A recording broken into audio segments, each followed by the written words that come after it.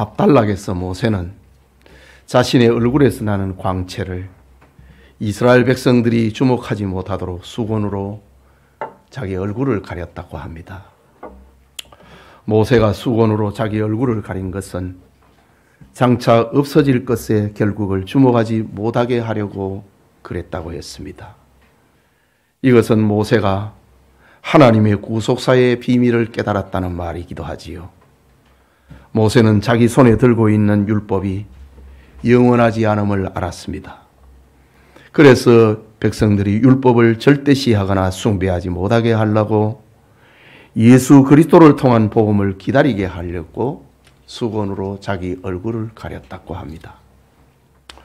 유명한 신학자 케빈 헬은 죄를 드러내므로써 은총의 길을 준비하는 율법은 예수 그리스도 안에서 빛을 잃었다라는 말을 했습니다. 즉 그리스도께서 율법을 완성하시고 율법의 마침이 되셨다는 말이지요. 이것은 율법이 약해서가 아니라 율법이 악해서도 아니고 완전한 복음이신 그리스도가 오시면 율법의 기능은 더 이상 필요 없기 때문입니다.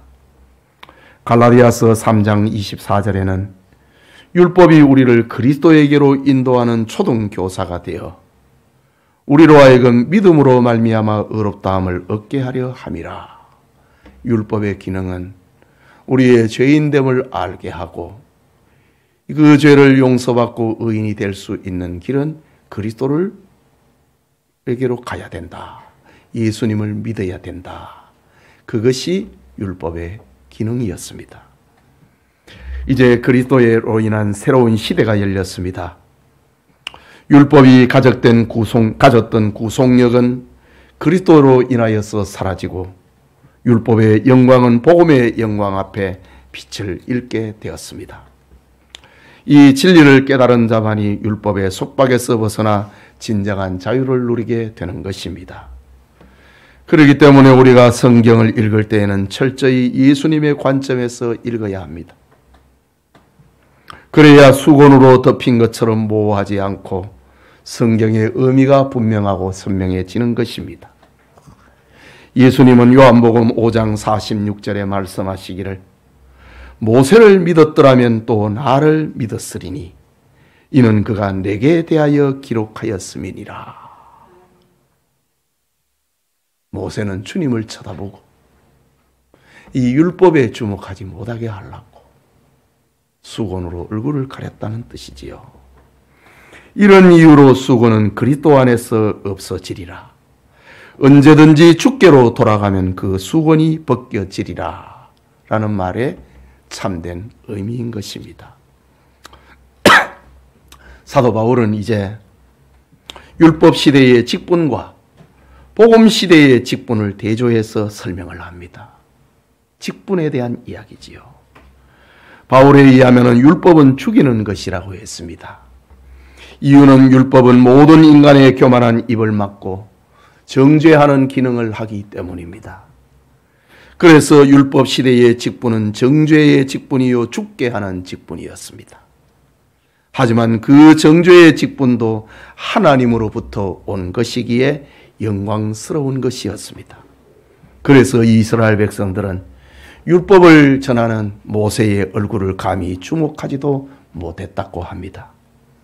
그런데 신약 시대의 직분은 의의 직분이요 살리는 직분이요 복음의 직분입니다. 바울은 말합니다. 고린도후서 3장 9절에 정죄의 직분도 영광이 있은즉 의의 직분은 영광이 더욱 넘치리라. 그러니까 구약 시대의 직분하고 신약 시대의 직분하고는 비교가 안 된다는 거지요. 구약 시대의 그 직분, 선지자와 제사장과 여러 족장들의 그 직분이 귀하고 영광스러웠던데 신약 시대에 우리가 받은 직분, 사도, 장로, 집사, 권사 이거는 그 영광이 더하다고 합니다. 그리고 바울은 자신이 이방인의 사도가 된 것을 로마서 11장 13절에는 영광스럽게 여긴다 라고 합니다. 오늘은 복음의 직분이라는 제목으로 고린도후서 강해 계속하고자 합니다. 말씀을 듣는 모든 성도님들에게 하나님의 은혜가 임하기를 소원합니다. 먼저 영광의 직분, 복음의 직분입니다. 본문 1절을 보면은 그러므로 우리가 이 직분을 받아 긍휼하심을 입은 대로 낙심하지 아니하고 라고 합니다. 여러분, 바울은 지금 고린도 교회에 침투한 거짓 교사들로부터 사도의 자격이 없다는 터무니없는 비방을 받고 있습니다. 온갖 중상모략을 당했습니다. 거기에 미혹된 고린도 교인들마저 예루살렘 사도들의 추천서가 없다고 하는 이유로 바울의 사도직을 의심했습니다. 그럼에도 바울은 의의 직분, 살리는 직분을 받은 자신은 어떤 일이 있어도 낙심하지 않는다 라고 합니다. 낙심하지 아니한다. 사실 고린도 교회가 어떤 교회입니까? 사도 바울의 2차 전도 여행 중에 1년 6개월 동안 머물면서 자비랑으로 수고해서 애써 세운 교회였습니다. 그런 교회의 교인들이 설립자인 바울의 사도성을 의심하였으니 일반인들 같으면 포기하거나 낙심하고 말았을 것입니다. 하지만 바울은 비방과 중상모략을 당해도 낙심하지 않는다고 합니다. 이유는 이 복음의 직분은 하나님의 은혜와 긍휼하심을 따라 받은 것이기 때문이라고 합니다. 누가 뭐라 해도 나는 하나님의 은혜를 받은 사람이다. 하나님의 긍휼하심을 받아서 내가 사도로 부름을 받았다. 나는 이 직분 받은 것에 대해서 낙심하지 않는다 라고 합니다. 여러분, 우리가 잘 아는 대로 사도 바울은 예수님을 만나기 전에 교회를 핍박하는 일에 누구보다도 열심이었던 사람입니다. 그런 바울에게 하나님께서 사도의 직분을 맡기신 것은 하나님의 큰 긍휼 때문이었습니다. 디모데전서 1장 16절에 바울의 자기 간증이 등장하는데 내가 긍휼을 입은 까닭은 예수 그리스도께서 내게 먼저 일체 오래 참으심을 보이사 후에 주를 믿어 영생 얻는 자들에게 본이 되게 하려 하심이라. 나 같은 죄인도 사도가 되었다. 나같이 교회를 박해하는 사람도 사도가 되었다. 이런 사람들의 본이 되게 하기 위해서 나에게 사도의 직분을 주셨다.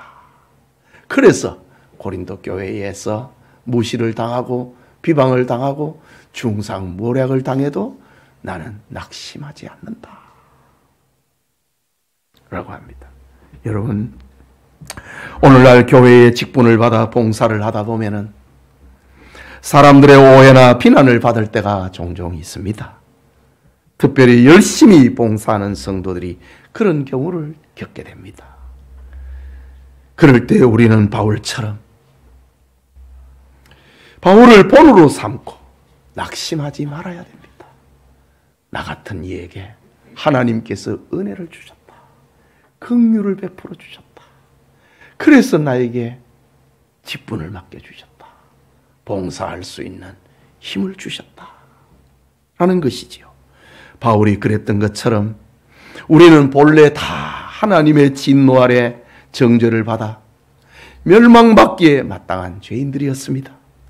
그런데 하나님께서 우리를 용서하시고 천사도 흠모하는 귀한 직분을 맡겨주셨으니 이 얼마나 크고 놀라운 은혜의 결과입니까?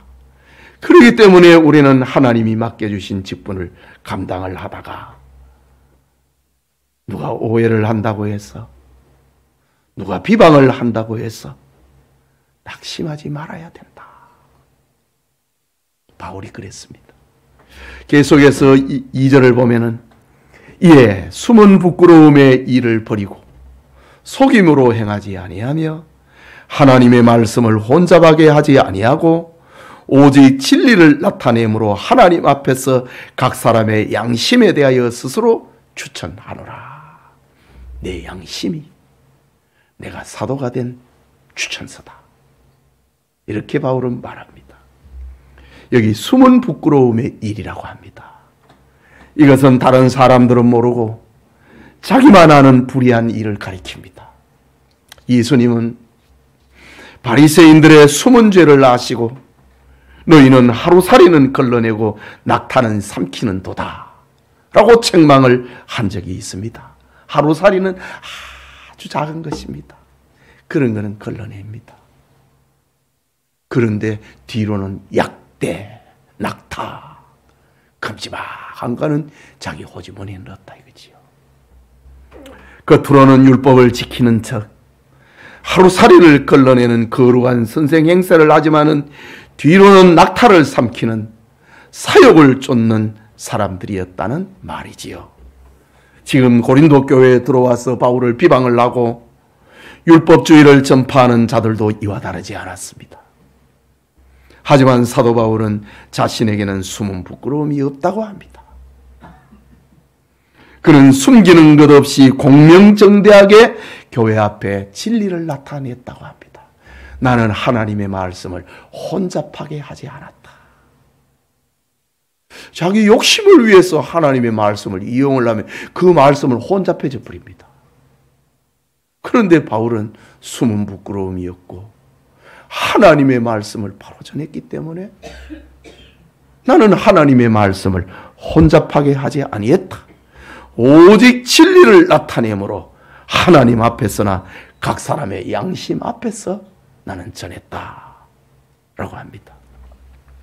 거짓 교사들은 괴율과 감은 이설로 사람들을 미혹하였지만은 바울은 하나님의 말씀을 혼잡하게 하지 않았고 말씀 그대로 순전하게 전했다고 합니다. 바울에게 숨은 부끄러움이 없는 이런 모습에서 하나님 앞에서나 각 사람의 양심에 대해서 나의 사도된 추천서는 바로 이것이다 라고 증언하고 있는 겁니다. 그럼에도 바울을 반대하는 사람들이 많았고 또 이 복음을 받아들이지 않는 사람들도 많았습니다. 요한일서 3장 13절을 보면은 형제들아 세상이 너희를 미워하여도 이상히 여기지 말라 라고 했습니다. 디모데후서 3장 12절에는 무릇 그리스도 예수 안에서 경건하게 살고자 하는 자는 박해를 받으리라 고 했습니다. 우리 성도님들이 복음의 직분을 감당함에 있어서 실망하거나 낙심하지 않아야 됩니다. 교회의 직분을, 장로의 직분을, 안수집사의 직분을, 구원사의 직분을, 구역장의 직분을, 교사의 직분을, 전도회 회장의 직분을 내가 받았다. 이 직분을 영광으로 여겨야 된다. 낙심하지 않았다. 내가 어떻게 받은 직분인데 하나님이 나에게 큰 은혜를 베풀어서 긍휼을 베풀어서 주신 직분인데 내가 낙심하는가? 우리 성도님들이 교회의 직분을 영광으로 여기는 그런 우리 교우들이 되기를 축복합니다. 그게 둘째로 복음을 거역하는 자들입니다. 3절을 보면은 만일 우리의 복음이 가리었으면 망하는 자들에게 가리어진 것이라 고 했습니다. 바울은 자기가 전하는 복음이 참 진리라고 하는 이 확신 속에서 외칩니다. 복음을 믿기로 작정된 자들은 다 하나님의 이 복음을 믿는다는 거지요. 그러나 이적을 좋아하는 사람들은 눈으로 신비한 일을 보아야 옳다 하고 성경대로 가르치면 믿지 않습니다. 새로운 학문을 추구하는 사람들은 복음을 들었으나 돌밭에 떨어진 씨앗처럼 금세 실증을 느끼고 맙니다. 거짓 교사들은 이런 사람들을 만족시키기 위하여 속이고 거짓말을 전했습니다. 이때 바울은 자신이 전한 복음을 믿지 않는 사람은, 복음이 가려진 사람들은 그들은 망하는 사람들이고 불택자들이기 때문이다 라고 아주 무서운 말을 합니다. 이 거짓 교사들은 말이지요, 사람들을 미혹하기 위해서, 자기 추종자로 만들기 위해서 속이고 거짓말을 합니다. 그런데 바울은 그렇게 하지 않았다 이거지요. 그들이 안 믿는 것은 저들은 불택자이기 때문이다. 복음이 가려진 사람들이기 때문이다 라고 말을 합니다. 바울이 이렇게 말한 것은 그가 하나님께 부름을 받은 사도라고 하는 그 확실성이 이러한 담대한 마음을 가지게 만들었습니다. 거짓 교사들은 어떻게 하면은 저 사람을 내 편으로 만들까? 온갖 감언 이설과 속이는 그런 일을 행하지만 바울은 그래 하지 않았다 이거지. 믿지 않느냐? 받지 않느냐? 너희에게 복음이 가려진 것은 망하기로 작정된 사람이구나. 이런 확신 속에서. 그러니까 바울이 자기의 사도된 그 자긍심이 얼마나 컸던가. 이 직분을 가지고 사람의 비율을 안 맞췄다는 말입니다. 믿으면 구원받고 안 믿는 사람은 저 불택자다 이거지. 그런 확신 속에서, 자긍심 속에서 사도의 일을 감당했다고 합니다. 여러분, 바울의 이런 표현은 그가 복음의 직분에 얼마나 철저하였고 얼마나 참되었는가를 역설적으로 들려주고 있는 말입니다. 바울이 이처럼 복음을 전할 책임을 다했다는 뜻이기도 하지요. 그럼에도 이 복음을 받지 않는 사람이라면 그는 망할 사람이기 때문에 믿지 않았다라고 합니다. 바울과 같은 능력의 종이 복음을 전해도 왜 사람들은 그 복음을 받지 않았을까요? 그 구체적인 이유를 4절에서 설명합니다. 우리 4절 같이 읽읍시다. 그 중에 이 세상의 신이 믿지 아니하는 자들의 마음을 혼미하게 하여 그리스도의 영광의 복음의 광채가 비치지 못하게 하매니 그리스도는 하나님의 형상이니라. 바울이 이렇게 복음을 전했는데 믿지 않는 것은 이 세상의 신이 믿지 아니하는 자들의 마음을 혼미하게 만들어버렸다고 합니다. 그래서 그리스도의 영광의 복음의 빛이 그의 마음에 비치지 못했다는 것이지요. 여기 세상의 신이라고 합니다. 이 세상의 신이라고 합니다. 이게 뭐냐? 에베소서 2장 2절에는 공중 권세 잡은 자라고 했습니다. 에베소서 6장 12절에는 어두움의 세상 주관자라고 했습니다. 요한복음 12장 31절은 이 세상 임금이라고 했습니다. 이 모든 말들은 다 사탄, 마귀를 가리키는 말이지요. 사탄은 진리를 믿지 않는 모든 사람의 마음을 지금도 혼미하게 했습니다. 안 믿는 것은 이 세상의 신이 그 마음을 혼미하게 해버렸다. 진리의 빛이 그 속에 비치지 못하도록 혼탁하게 만들어버렸기 때문에 그가 이 복음을 받지 않는다고 합니다. 반면에 진리를 참으로 믿는 자는 그 영혼이 하나님의 말씀과 성령으로 거듭난 사람입니다. 그리스도의 생명으로 연결이 되어 있는 사람입니다. 복음을 받고 믿는 사람들은 그리스도의 영광의 광채가 그 마음에 비춰진 그 마음에 그 빛이 거하기 때문에 마귀가 떠나고 마귀가 미혹하지 못하는 겁니다. 그러나 진리를 믿지 않는 자는 그 심령이 어두움 가운데 머물고 있는 겁니다. 그들의 인생이 나아갈 참된 길을 알지 못합니다. 그래서 마귀가 이끄는 대로 끌려간다 라고 말하고 있는 겁니다. 데살로니가 후서 2장 9절에서 12절을 보면은 악한 자의 나타남은 사탄의 활동을 따라 모든 능력과 표적과 거짓 기적과 불의의 모든 속임으로 멸망하는 자들에게 있으리니 악한 자의 나타남은 멸망하는 자들에게 나타난다 이거죠. 이는 그들이 진리의 사랑을 받지 아니하여 구원을 받지 못하게 하려 함이라. 하나님의 사랑을 받지 못한 자들이, 그들에게 악한 자가 역사를 한다고 합니다. 이러므로 하나님이 미혹의 역사를 그들에게 보내사 거짓을 믿게 하심은 진리를 믿지 않고 불의를 좋아하는 모든 자들로 하여금 심판을 받게 하려 하심이라. 거짓을 믿게 하시는 것, 그것을 따라가게 하신 것은 하나님의 심판을 받게 하려 하심이라 합니다.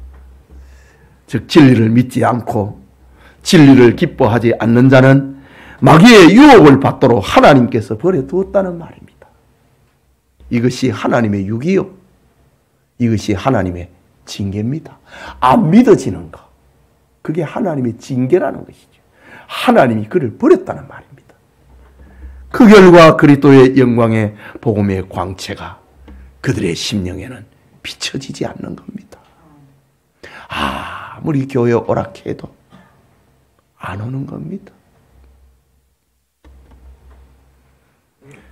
그러니 하나님에 대해서는 무지하고 결국은 멸망에 이르게 되는 것입니다. 그리고 4절 후반부에 보면은 그리스도는 하나님의 형상이라고 했습니다. 이것은 예수 그리스도는 하나님을 보여주는 눈에 보이는 형상이라는 뜻이지요. 이것은 또한 예수님을 통해서만이 하나님이 어떤 분이신가 그것을 알 수 있다는 말입니다.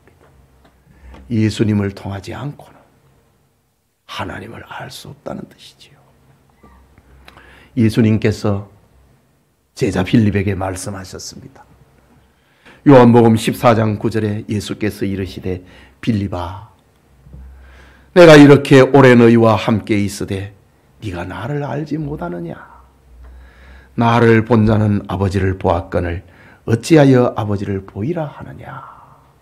라고 말씀하십니다. 예수님은 보이지 않는 하나님의 형상이란 거지요. 나를 통하지 않고는 아버지께로 갈 자가 없다는 말입니다. 그렇기 때문에 사람의 심령에 예수 그리스도의 광채가 비치지 않는 자는 하나님을 알지 못하는 자이고 망하는 자들입니다. 바울은 이렇게 자기가 전하는 복음의 직분에 대해서 나를 거절하는 자는 하나님의 영광의 복음의 광채가 비치지 않는 사람이요, 하나님 앞에 버림받은 자들이고 그들은 망하는 자다. 바울은 이렇게 자기의 사도성에 대한 자부심을 가졌습니다. 그러니 박해를 당해도 낙심하지 않는데 너가 망할 사람이구나. 망하니까 이 복음을 거절하지. 이렇게 말하는 겁니다. 우리 성도님들이 그리스도의 복음이 믿어지는 은혜, 예수 그리스도의 광채가 마음에 비치는 우리 성도님이 되기를 축복합니다. 마지막으로 그리스도를 전하는 복음의 직분입니다. 5절을 봅니다. 같이 읽겠습니다. 우리는 우리를 전파하는 것이 아니라 오직 그리스도 예수의 주 되신 것과 또 예수를 위하여 우리가 너희의 종된 것을 전파함이니라. 자, 이 사도의 직분, 사도의 이 사명감, 그 직분관이 무엇이라고 하는 것을 말하고 있습니다. 이것이 이단자들하고 다르다는 거지요. 거짓 교사하고 다르다는 거지요. 우리는 우리를 전파하는 사람이 아니다. 이단자들의 특징은 자기를 나타냅니다. 내가 그리스도다 라고 합니다. 그러나 사도는 우리는 우리를 전파하는 사람이 아니라고 합니다. 오직 그리스도 예수의 주 되신 것과 또 예수를 위하여 우리가 너희의 종된 것을 전파하노라 라고 합니다. 이것은 바울의 사도된 직분관을 말하는 겁니다. 사도란 고린도 교회에 들어간 이단자들처럼 자신의 지혜나 자신의 지식을 전하지 않고 자기 중심의 전도를 통하여 사람들의 인기나 이득을 취하는 사람이 아니라는 뜻이지요. 진리의 복음을 전하는 사람은 자기를 나타내지 않습니다. 교인들을 자기에게 속하게 하여 이득을 취하려고 하지 않습니다. 경건을 이익의 재료로 사용하지 않습니다. 교회의 직분을 자기 이익의 재료로 사용하는 자는 하나님을 대적하는 죄를 짓는 것이기 때문입니다. 경건을 이익의 재료로 사용하는 것, 이것이 거짓교사 이단자들의 특징입니다. 사도 바울은 고린도전서 2장 2절에서 이미 말했습니다. 내가 너희 중에서 예수 그리스도와 그의 십자가에 못 박힌 것 외에는 아무것도 알지 아니하기로 작정하였습니다. 우리는 우리를 전하는 자가 아니고 오직 예수 그리스도의 주 되신 것을 전한다고 합니다. 여러분, 모든 성경, 모든 기독교의 교리는 예수 그리스도에게 집중되어 있습니다. 그렇기 때문에 예수 그리스도를 전하면은 우리가 전해야 하는 모든 것을 한 것입니다. 또 5절 후반부에 보면은 또 예수를 위하여 우리가 너희의 종된 것을 전파함이라. 사도는 예수 그리스도를 위하여 우리가 너희의 종이다 라고 했습니다. 우리 교회에 장로, 집사, 권사, 직분자를 세울 때에 이 종의 개념에 대해서 제가 1시간 강의를 했지요. 이건 세속적인 차원의 종이 아닙니다. 복음을 위한 종입니다. 복음을 위해서 목사는 교인들을 섬긴다는 거지요. 예수 잘 믿게 하려고. 복음을 위하여서 장로는, 집사는, 권사는 교인들을 섬기는 자가 돼야 된다는 겁니다. 세속의 차원에서의 종의 개념이 아닙니다. 복음의 종이라 얘기죠. 오늘 바울도 얘기하고 있잖아요. 예수를 위하여 우리가 너희의 종된 것을 전파함이라 라고 합니다. 이 얼마나 분명한 바울의 직분관이요 겸손한 사도의 자세입니까? 우리는 너희의 종이다. 예수를 위하여 너희들이 예수님 잘 믿도록 하려고 우리는 너희의 종이다 라고 말합니다. 오늘날 복음의 직분을 맡은 자들에게 요구되는 것이 바로 이런 자세입니다. 복음의 직분은 예수를 위한 종이요 복음의 종이라는 사실입니다. 종은 주인의 뜻을 구하고 주인의 뜻을 이루기 위하여서 수고하는 이들이지 다른 것 위해서는 찾지 않습니다. 마지막으로 6절을 봅니다. 어두운 데에 빛이 비치라 말씀하시던 그 하나님께서 예수 그리스도의 얼굴에 있는 하나님의 영광을 아는 빛을 우리 마음에 비추었느니라. 빛이라는 말이 지금 반복합니다. 하나님께서 천지와 만물을 창조하실 때에 가장 먼저 창조하신 것이 빛입니다. 빛이 있으라 하시니 그대로 되었더라고 했습니다. 이와 같이 죄로 죽은 인류를 살리는 재창조 사역에서도 하나님은 가장 먼저 빛의 역사를 나타내었다고 합니다. 요한복음 1장 4절과 5절에 보면 그 안에 생명이 있었으니 이 생명은 사람들의 빛이라. 예수님을 말합니다. 빛이 어둠에 비치되 어둠이 깨닫지 못하더라. 이것이 타락한 세상입니다. 그러면서 12절과 요한복음 1장 12절과 13절에 영접하는 자 곧 그 이름을 믿는 자들에게는 하나님의 자녀가 되는 권세를 주셨으니 이는 혈통으로나 육정으로나 사람의 뜻으로 나지 아니하고 오직 하나님께로부터 난 자들이니라. 다시 말하자면 하나님께로서 난 자들만이 예수님을 주로 영접을 하게 된다는 것이죠. 그 빛을 비추었다. 이것이 하나님께서 우리 영혼에 성령의 빛을 비추어 우리로 하여금 그리스도를 믿어지도록 감동을 시키는 결과인 겁니다.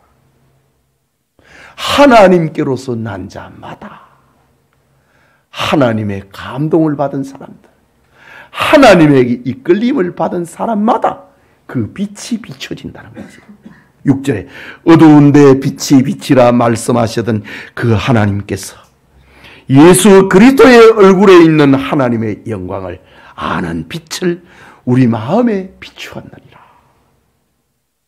그리스도를 통하여서 하나님을 아는 빛이 우리 안에 비춰지게 됐다는 거죠.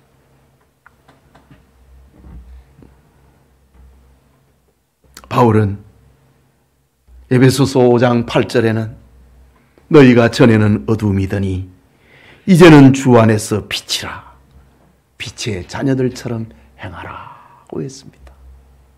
우리는 빛을 받은 사람입니다. 빛이 비춰진 사람입니다. 이 빛이 비춰졌기 때문에 하나님을 아버지라 부르게 되고 예수님을 나의 구주로 영접을 하게 되는 겁니다. 빛의 사역이라고 합니다. 성경은 이처럼 하나님을 믿는 자들의 생활을, 믿지 않는 자들의 생활을 여전히 어두움 가운데서 사는 것이라고 합니다. 그리고 그리스도인의 생활을 빛 가운데 사는 것으로 말씀하고 있습니다. 여러분, 빛이 없는 자연계를 한번 생각을 해보십시오. 햇빛도 없고 달빛도 없고 전기불도 아무런 빛이 없는 칠흑같이 깜깜한 세상을 상상해 보십시오. 그렇게 되면 사랑하는 사람의 얼굴도 아름다운 꽃들도 아무것도 보이지 않습니다. 우리 앞에 어떤 위험이나 죽음까지라도 알 수가 없습니다. 죽음도 모릅니다. 만일 우리가 자동차나 기차나 비행기를 타고 달리는 중에 갑자기 이런 흑암이 세상을 덮었다고 생각을 해보십시오. 그 순간 온 세상은 그야말로 생지옥이 되어버릴 겁니다. 모든 활동은 정지가 되고 온갖 폭력만이 난무할 것입니다. 상상만 해도 빛이 없는 세계를 끔찍하기 그지없습니다. 성경은 이와 비슷한 흑암의 세계가 있는데 그것이 영적 흑암의 세계라고 합니다. 영적 어둠 속에 있는 사람들은 눈을 떴는데 하나님을 모릅니다. 그들의 특징으로 성경은 어리석은 자는 그의 마음에 이르기를 하나님이 없다 하도다. 어두움 속에 사는 사람들의 모습입니다. 이것이 불신앙의 사람들의 특징입니다. 그들은 하나님에 대하여 뿐만 아니라 자기에 대해서도 모릅니다. 그들은 자신의 영혼이 있는 줄도 모릅니다. 예수님의 말씀, 사람이 만일 온 천하를 얻고도 제 목숨을 잃으면 무엇이 유익하리요? 사람이 무엇을 주고 제 목숨과 바꾸겠느냐?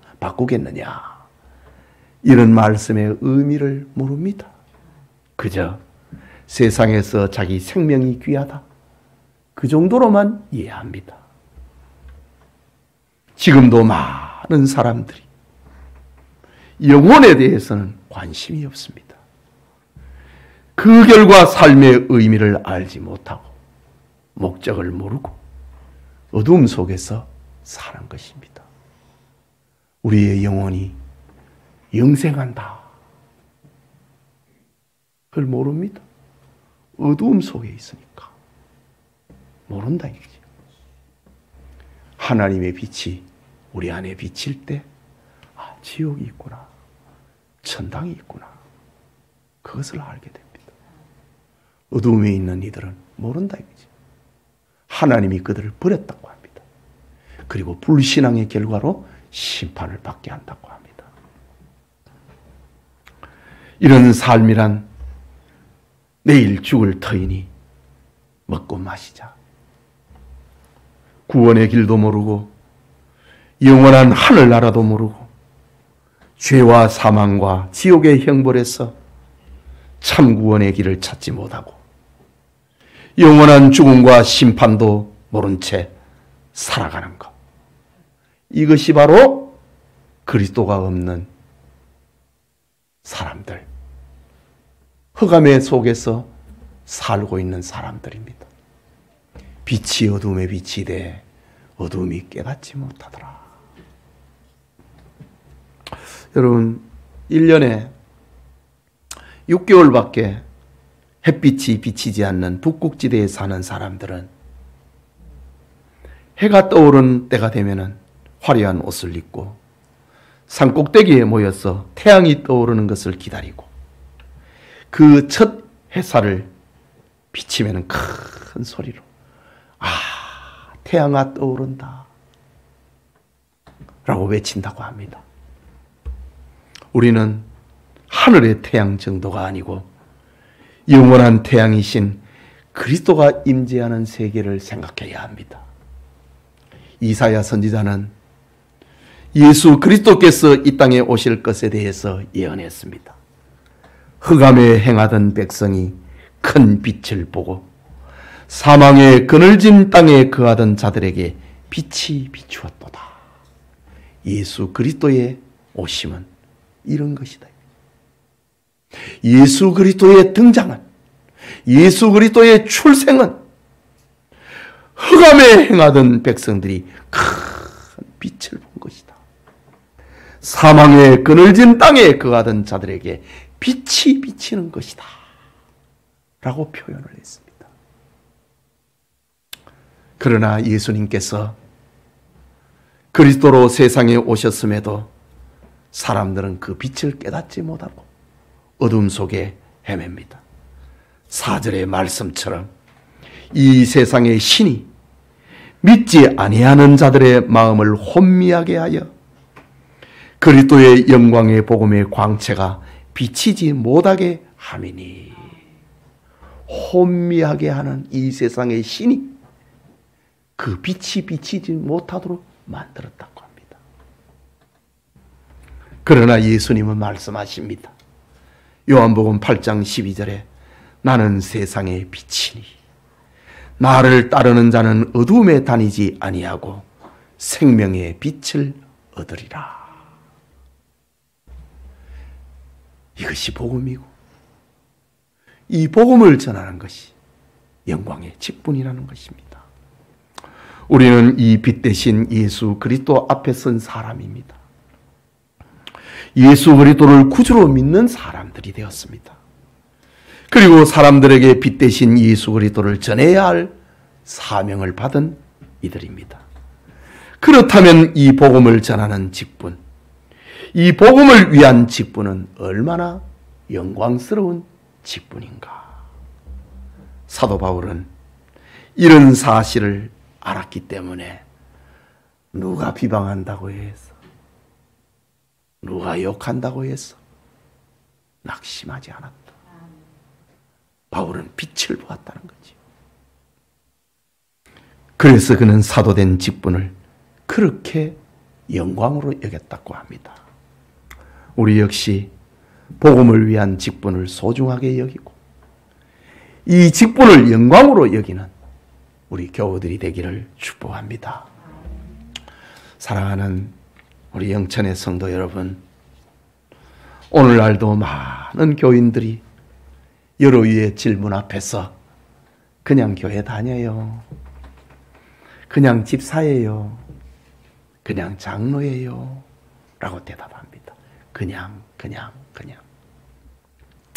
복음의 직분에 대하여 보람도 없고 긍지도 없고 스스로 아무것도 아닌 것으로 여기는 교인들이 많습니다.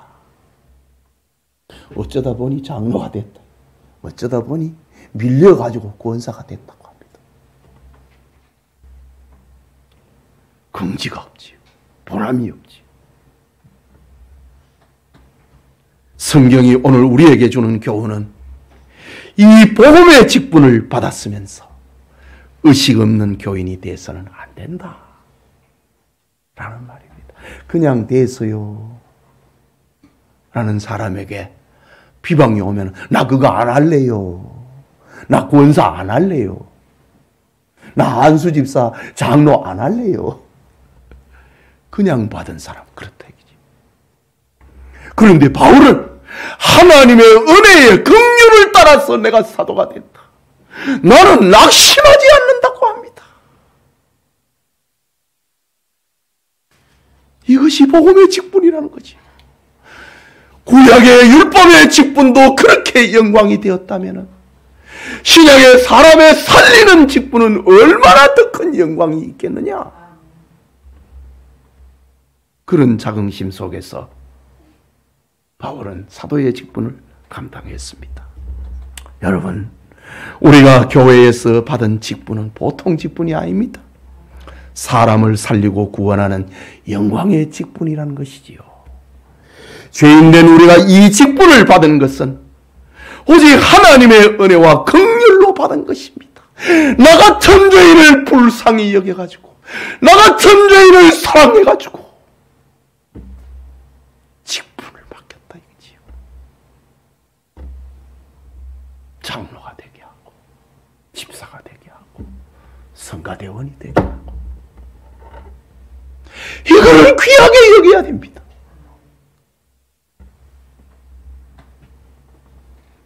그러므로 우리가 이 직분을 감당을 할 때 하나님을 향하여서는 감사하고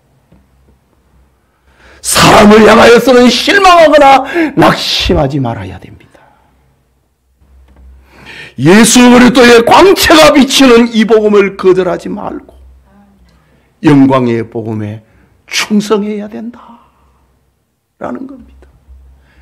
그러니까 이 영광의 복음 앞에 성경은 언제나 충성입니다. 충성하라, 충성하라. 맡은 자들에게 구할 것은 충성이다. 죽도록 충성해라. 이것이 이 영광의 직분에 대한 우리의 자세라는 말이지요. 오래전에 이야기를 하나 하고 마치겠습니다. 오래전에 프랑스 파리의 어떤 교회에서 선교사를 보내려고 헌금을 하는 중이었습니다. 지금도 미국 교회에서는 헌금을 할 때 접시를 돌립니다. 우리 큰딸 혜연이가 미국 교회 가갖고 놀란 거는 헌금을 주머니에 담지 않고 독일에는요 설교를 하신 목사님이 문 앞에 딱 서 있습니다. 예배를 다 마치고 갈 때 목사님한테 인사하고 주머니에 헌금합니다. 그냥 못 지나가. 나도 좀 놀랐어요. 내가 독일 교회 한 번 가고 스위스 교회 한 번 갔는데 다른 문도 안 열어. 딱 문 하나만 열어요. 큰 문. 전부 교인들이 그리 나가야 됩니다. 나갈 때마다 목사님한테 인사하고 뭐 은혜 받았습니다. 이렇게 인사할 거 아닙니까? 은혜 인사하고 목사님이 딱 헌금 주머니를 들고 있습니다. 그 앞을 지나가야 되는데 어떻게 그냥 지나가? 헌금해야지. 그런데 미국 교회는요 더 합니다. 헌금을 하는데 넓은 접시를 돌립니다. 다 보이지.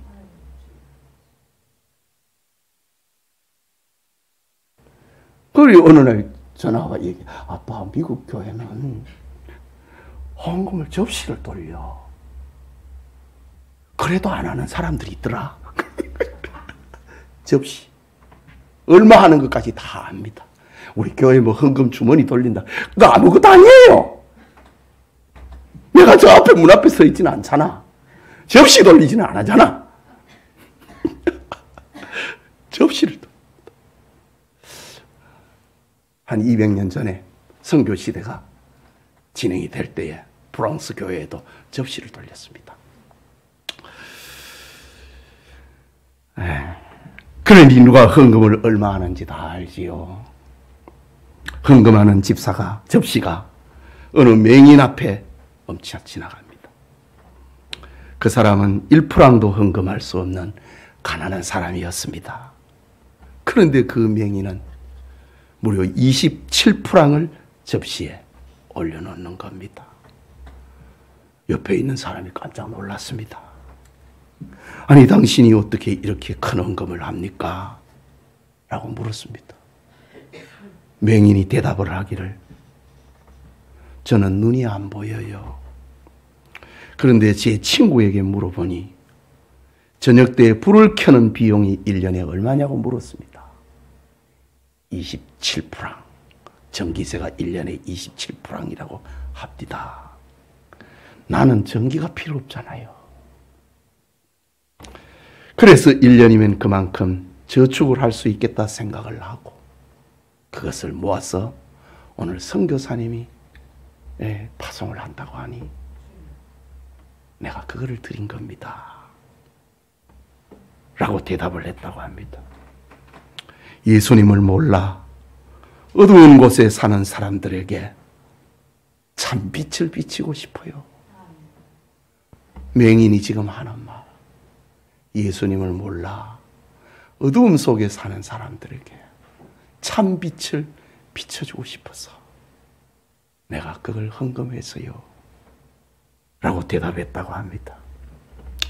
복음을 전하는 직분이, 복음을 위한 직분이 얼마나 크고 영광스럽고 귀하다는 것을 말하고 있는 이야기입니다. 여러분, 우리는 영광의 복음의 광채를 받은 사람들입니다. 우리는 이 복음을 위하여 그 은혜에서 하나 더 직분을 받은 자들입니다. 그렇다면 교회를 위하여 직분의 불을 밝혀야 합니다. 영적 어두움에 사로잡혀 있는 불쌍한 이들을 위하여 예수 그리스도와 복음의 빛으로 인도하는 사명을 감당해야 하는 겁니다. 사도 바울이 받은 인생관, 그의 직분관, 그의 사명감이 우리 성도님들에게도 함께하기를 축복합니다. 우리 같이 기도합시다. 말씀을 생각하고 우리가 받은 직분이 얼마나 귀하고 천사들이 흠모하는, 니는 세상에서 집사가 됐나? 나 부럽다. 천사에게는 그런 직분이 없잖아요. 네가 장로가 됐나? 권사가 됐나? 참 부럽다. 네가 교인들을 이렇게 인도하는 구역장이 됐나? 부럽다. 네가 전도회 회장이가? 너가 성가대원 했나? 나 부럽다.